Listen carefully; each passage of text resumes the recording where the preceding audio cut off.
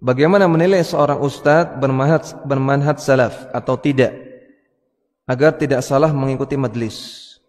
Apakah saya boleh mengatakan, lihat saja ustadz-ustadz di Raja? Yang pertama, tentang menuntut ilmu maka harus selektif.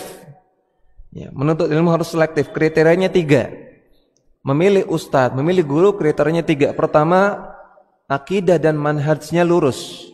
Tadi kita sudah bahas manhaj itu apa. Akidah dan manhajnya lurus. Yang kedua, akhlaknya bagus secara umum. Akhlaknya bagus. Secara umum. Tentunya manusia ada kekurangannya. Kalau kita cari yang sempurna nggak ada. Secara umum bagus. Yang ketiga, ilmunya mapan, ilmunya mendalam. Dia layak ngajar. Dia punya ilmu yang dia layak untuk menyampaikan ilmunya. Bukan baru belajar, bukan orang yang salah-salah terus. 3 kriteria ini kalau terpenuhi maka silakan menuntut ilmu dari dia. Akidah dan manhajnya lurus, akhlaknya bagus, ilmunya mendalam.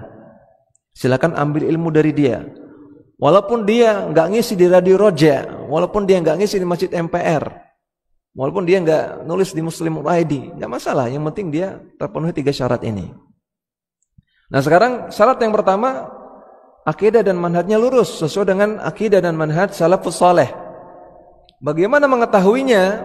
Nah, untuk mengetahui ini perlu belajar usul dakwah salafiyah. Perlu belajar usul akidah Ahlussunnah wal Jamaah. Perlu belajar landasan-landasan akidah Ahlussunnah wal Jamaah. Di antaranya landasan akidah Ahlussunnah wal Jamaah adalah mengikuti dalil, bukan mengikuti opini, bukan mengikuti hawa nafsu, mengikuti dalil. Kemudian memerangi kebid'ahan. Kemudian mengajak umat untuk taat dan patuh kepada ulil amri dalam perkara ma'ruf. Kemudian meninggalkan ilmu kalam. Kemudian menetapkan asma dan sifat Allah apa adanya tanpa mentakwilnya.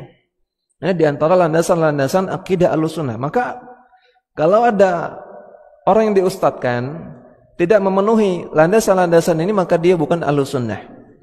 Dia bukan dai salaf, bukan yang bermanhaj salaf. Misalnya dia menakwilkan ayat-ayat sifat, menakwilkan istiwa dengan istaula, menakwilkan tangan Allah dengan kekuasaan dan yang lainnya, atau mengatakan Allah di mana-mana, atau dia mengajarkan kebid'ahan, mentolerir kebid'ahan, bahkan mendakwahkan kebid'ahan, maka ini bukan ustadz yang bermanhaj salaf. Jadi untuk mengetahuinya harus belajar dulu.